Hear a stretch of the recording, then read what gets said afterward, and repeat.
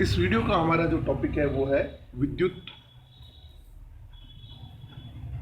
ऋणता या ऋणात्मकता,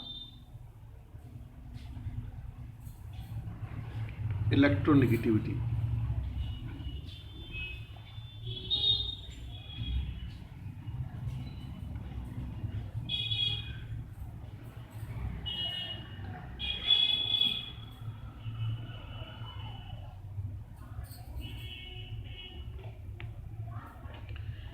परिभाषा, डेफिनेशन क्या है? सबसे पहली बात तो कि पॉलिंग ने 1931 में विद्युत ऋणता या विद्युत ऋणात्मकता की परिभाषा दी।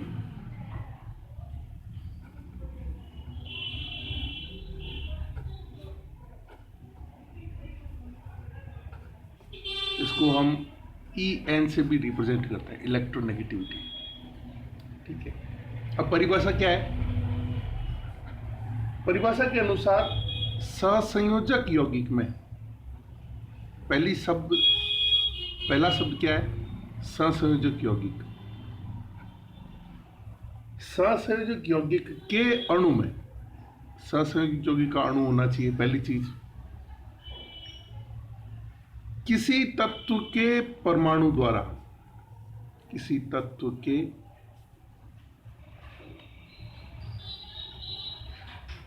परमाणु द्वारा साझे के इलेक्ट्रॉन, साझे के जो बॉन्ड पेयर में इलेक्ट्रॉन पार्टिसिपेट करते हैं, बंधित इलेक्ट्रॉन, साझे के बंधित इलेक्ट्रॉनों को अपनी ओर आकर्षित करने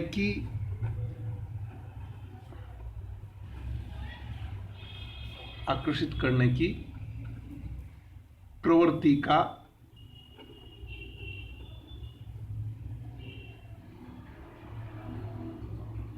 प्रवृत्ति को या माप है प्रवृत्ति को उस तत्व की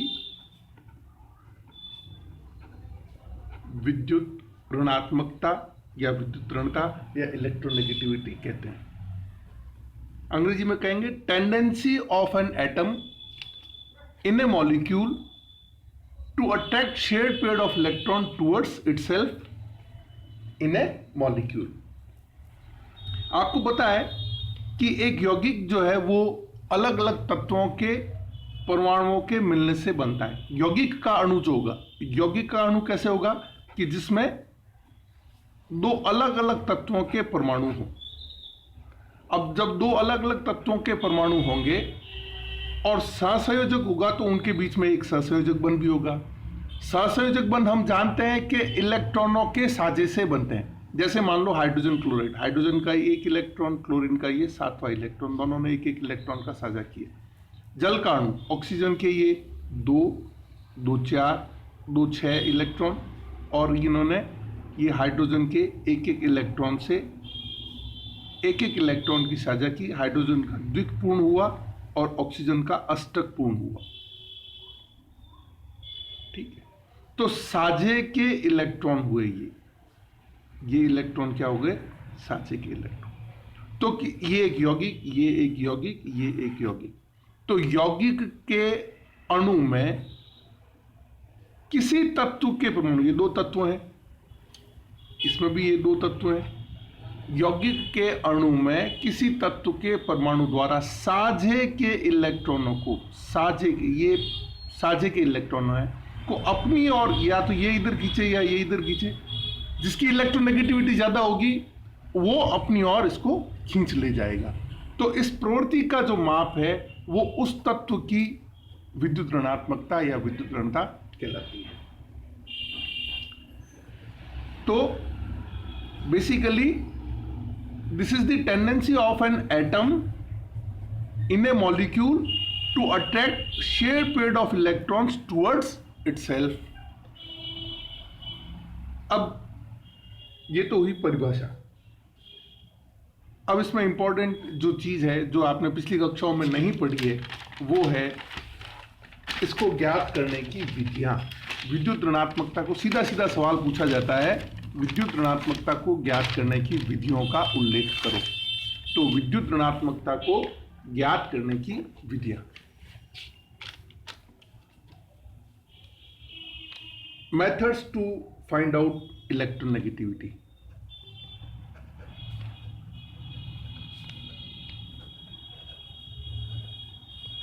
करने की विधि।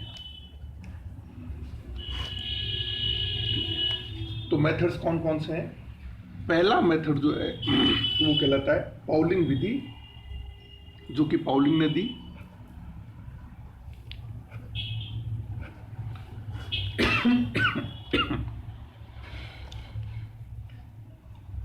पाउलिंग की जो ये विधि है इलेक्ट्रोनेगेटिविटी को ज्ञात करने की, वो एक सिंपल सी रिएक्शन पर आधारित है। रिएक्शन क्या है कि ये किसी तत्व का अणु A2 है, ये किसी दूसरे तत्व का अणु B2 है, ये दोनों मिलकर के दो अणु AB के बना रहे हैं। ठीक है। अब पाउलिंग ने देखा कि इस प्रकार की क्रियाओं में, अभिक्रियाओं में रिएक्शन हमेशा ऊष्माक्षेपी होती है, एक्सोथर्मिक रिएक्शन होती है। ये जो रिएक्शंस है ये एनर्जी साथ में इनमें निकलती है। क्यों निकलती है? क्योंकि ये जो A2 बना हुआ है वो A सिंगल बॉन्ड A से बना हुआ है और B2 जो बना हुआ है B से सिंगल बॉन्ड B से बना हुआ है। अब A और A को तोड़ करके, B और B को तोड़ करके A का B के साथ में युग्मन होगा और AB जो बॉन्ड बनेगा। ये एक्सोथर्मिक रिएक्शन तभी होगी जब AB बंद बनने में ज्यादा ऊर्जा निकले। AB बॉन्ड फॉर्मेशन की जो एनर्जी है,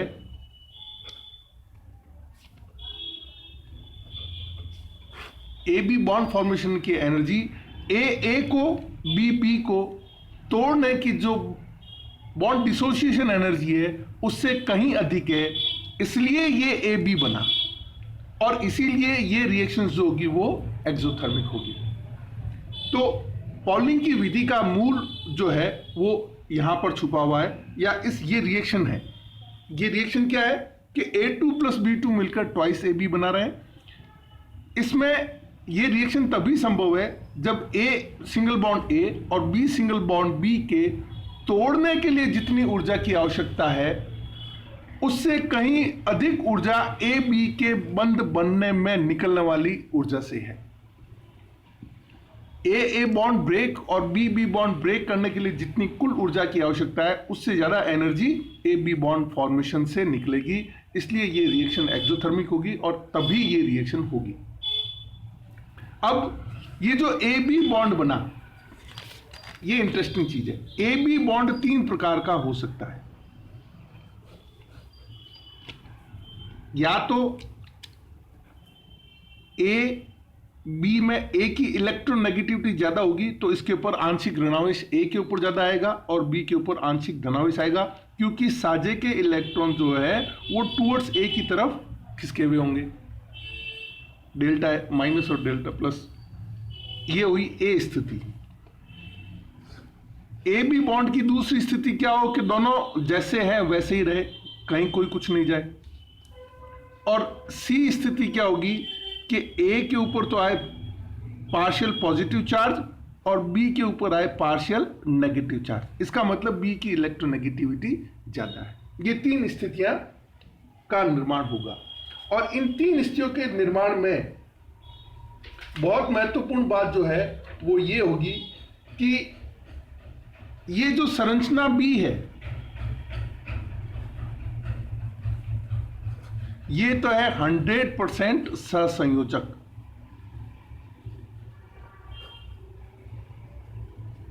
संरचना B और संरचना A और C जो है वो कैसी है? वो है आंशिक आयनिक प्रकृति की।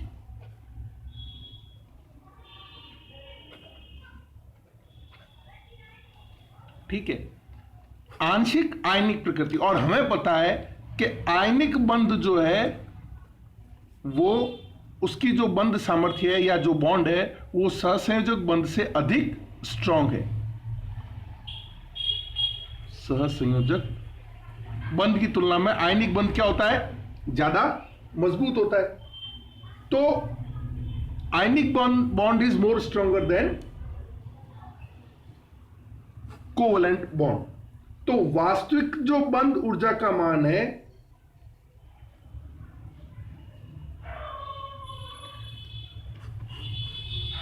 चूंकि ये पार्शियली आयनिक बॉन्ड है, ए और सी संरचना कैसी है, आंशिक आयनिक है, इसका मतलब ये जो बॉन्ड है वो ज्यादा मजबूत है। ए और सी संरचनाओं में जो बंध है वो ज्यादा मजबूत है। मजबूत क्यों है, क्योंकि आयनिक बॉन्ड जो है वो स्ट्रॉन्गर देन किसकी तुलना में, बी की तुलना में। तो बी में जो संरचना होता है 100% सहसंयोजक। तो होता क्या है कि इन दोनों की ऊर्जाओं में अंतर होता है, संरचना बी और ए सी की। ये इंपॉर्टेंट पॉइंट ध्यान रखना, ए और सी की एवं बी की ऊर्जाओं में अंतर होता है।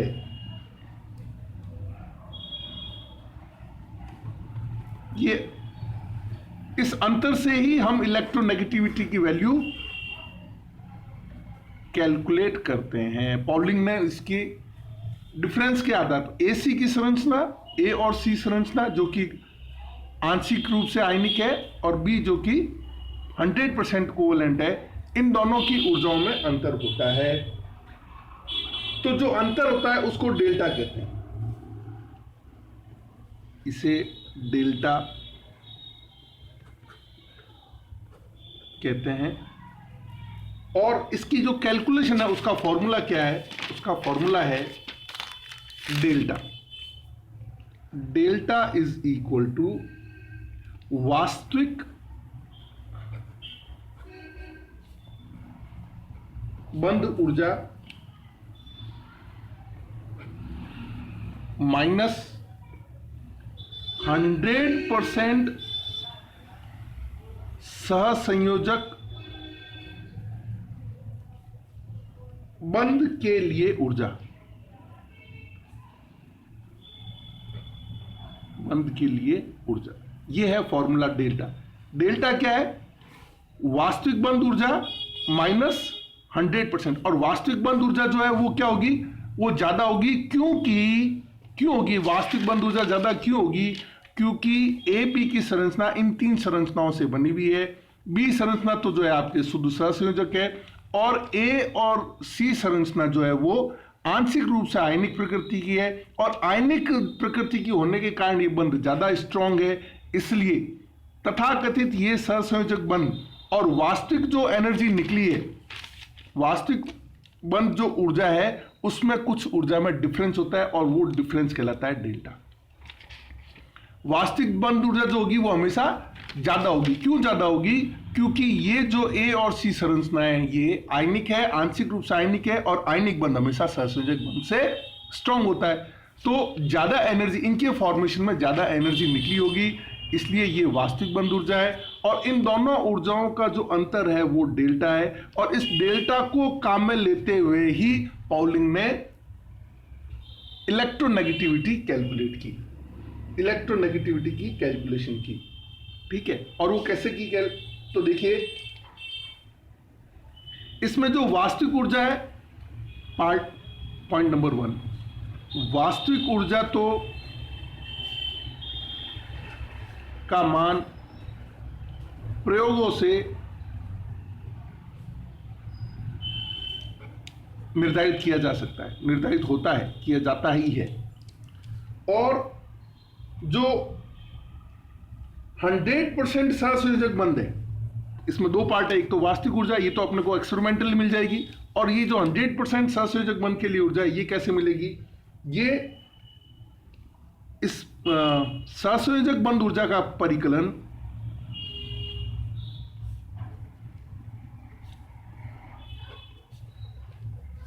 जो कि 100% हम कह रहे हैं।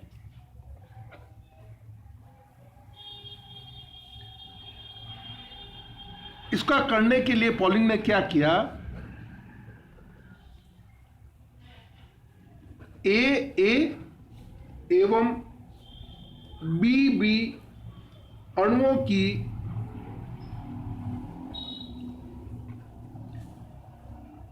बंद ऊर्जाओं का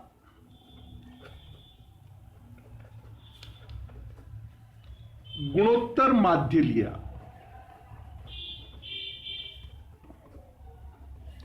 कैसे लिया कि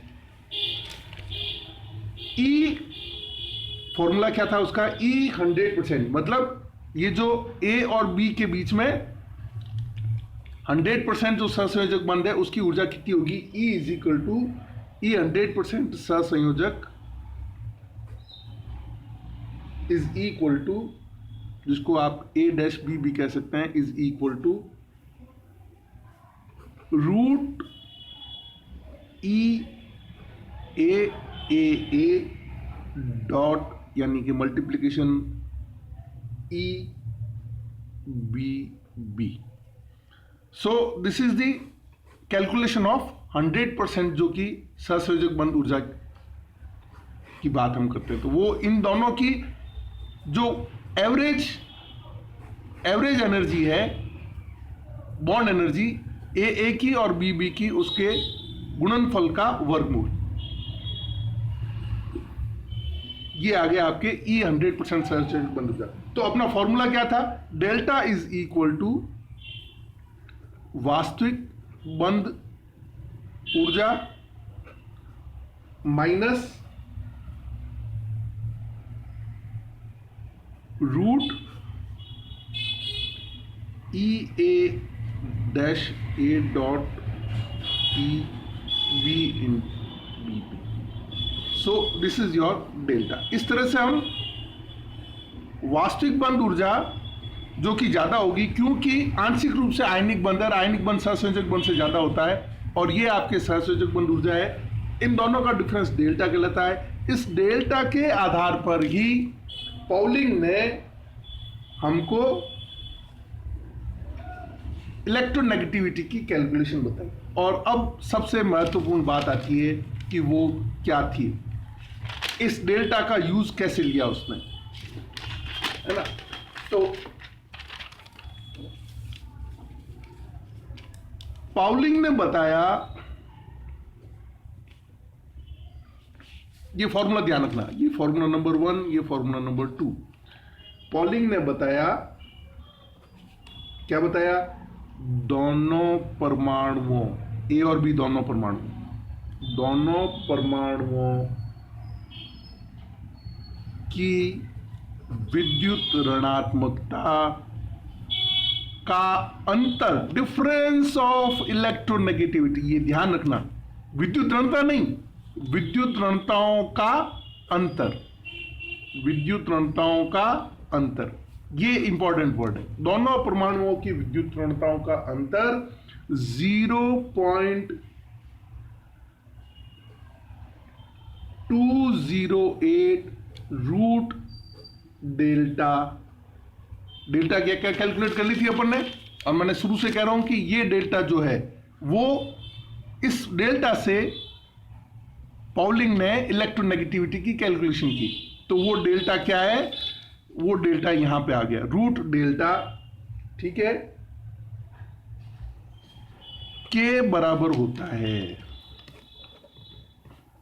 अगेन इंपॉर्टेंट चीज क्या है, दोनों परमाणुओं की विद्युत ऋणताओं का अंतर 0.208 इंटू रूट डेल्टा के बराबर होता है। विद्युत ऋणता नहीं, विद्युत ऋणताओं का अंतर, इसको मैं DENB कहता हूं, डिफरेंस इन इलेक्ट्रोनेगेटिविटी। विद्युत ऋणताओं का अंतर क्या है, DEN, delta difference in electronegativity is equal to. तो हमको किसी एक की पता हो, दोनों का अंतर निकल गया, अंतर के बाद में हमको किसी एक की पता हो तो हम दूसरे की निकाल सकते हैं।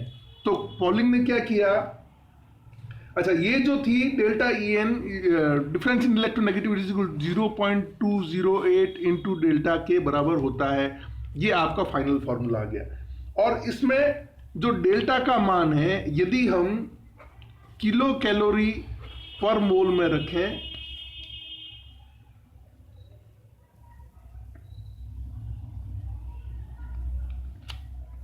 तब ये 0.208 है। यदि डेल्टा का मान हमने किस में रखा है तो ये फॉर्मूला है। और यदि डेल्टा का यदि मान हम, ये तो एक फॉर्मूला हुआ, यदि डेल्टा का मान किलो कैलोरी की बजाय हम किलो जूल पर मोल में रखें, तो जो डिफरेंस इन इलेक्ट्रोनेगेटिविटी है, डेन जो है वो किसके बराबर होगा? डेन क्या है? दोनों परमाणुओं की विद्युत ऋणात्मकता में अंतर, है ना, विद्युत ऋणताओं का अंतर। ये जो हो जाएगा वो आपके हो जाएगा 0.1017 रूट डेल्टा। यदि डेल्टा का मान हमने किलो जूल पर मोल में रखा है तो डिफरेंस इन इलेक्ट्रोनेगेटिविटी का मान ये होगा, और किलो कैलोरी पर मोल में रखा है तो ये होगा। और इसमें पॉलिंग ने क्या किया? पॉलिंग ने हाइड्रोजन की डिफरेंस इन इलेक्ट्रोनेगेटिविटी आ गया। अब इन डिफरेंस इन इलेक्ट्रोनेगेटिव में हमें एक की वैल्यू पुट करें, दो परमाणु है, एक की वैल्यू हमको पता है तो दूसरे की अपने को पता पड़ जाएगी। तो पॉलिंग ने हाइड्रोजन की विद्युत ऋणता का मान, विद्युत ऋणता जिसको उसने काई कहा, ये उसका सिंबल का मान 2.05 मानते हुए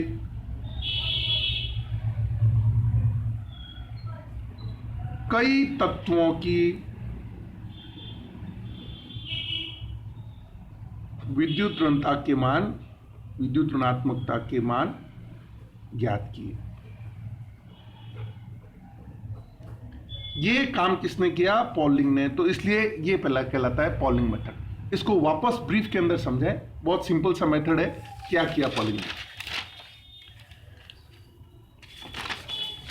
पॉलिंग ने कहा भाई इलेक्ट्रोनेगेटिविटी ज्ञात करने की। पॉलिंग ने सबसे पहले ये बताया कि उस विधि को कैसे उसने इंप्लीमेंट किया है। तो उसने कहा एक तत्व का अणु है A2, एक दूसरे तत्व का अणु है B2, दोनों मिले और एक यौगिक बना AB, जिसके हमको दो अणु प्राप्त हुए। और ये रिएक्शन जो होगी ऊष्माक्षेपी होगी।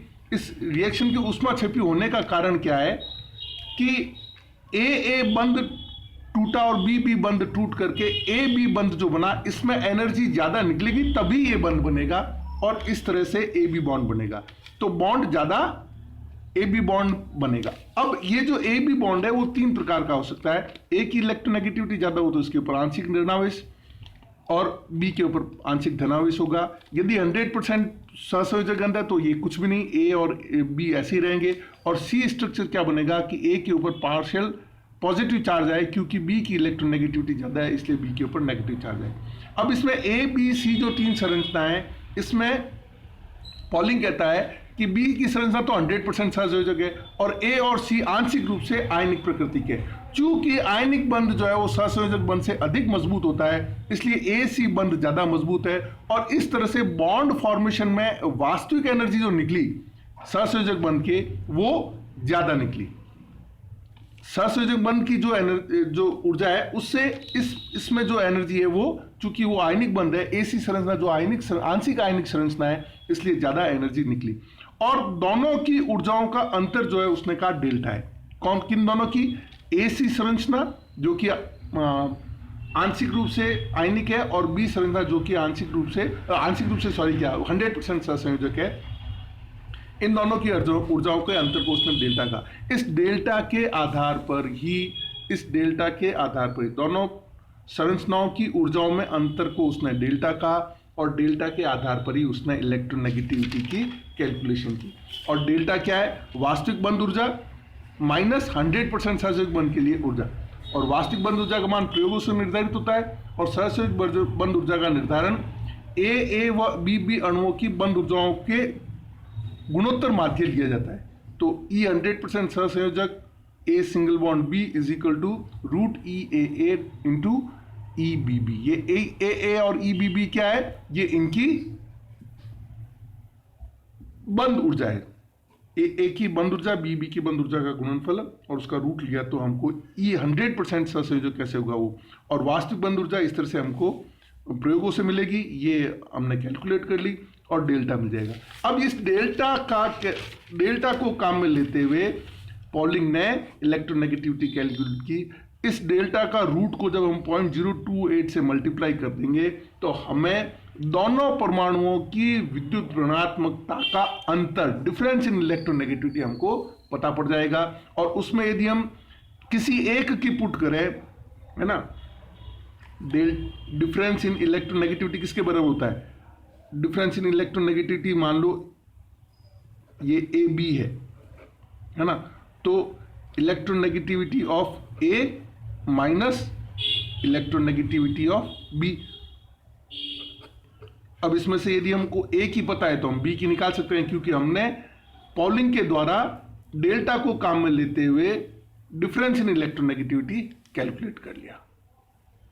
ठीक है, तो डिफरेंस इन इलेक्ट्रोनेगेटिविटी यदि यहां पे यदि हम डेल्टा का मान यदि किलो कैलोरी पर मोल में देते हैं तो फॉर्मूला जो है वो 0.208 काम में लेना पड़ेगा, और यदि हम डेल्टा का मान किलो जूल पर मोल में काम में लें तो डिफरेंस इन इलेक्ट्रोनेगेटिविटी की वैल्यू हो जाएगी 0.1017 इंटू रूट डेल्टा। इस तरह से पॉलिंग ने डिफरेंस इन इलेक्ट्रोनेगेटिविटी को काम में लेते हुए, अब डिफरेंस इन इलेक्ट्रोनेगेटिविटी आ गई और हाइड्रोजन की उसने काई का मान 2.0 मानते हुए अन्य कई तत्वों की विद्युत ऋणताओं के मान ज्ञात किए। सो this is the method of polling. Thank you.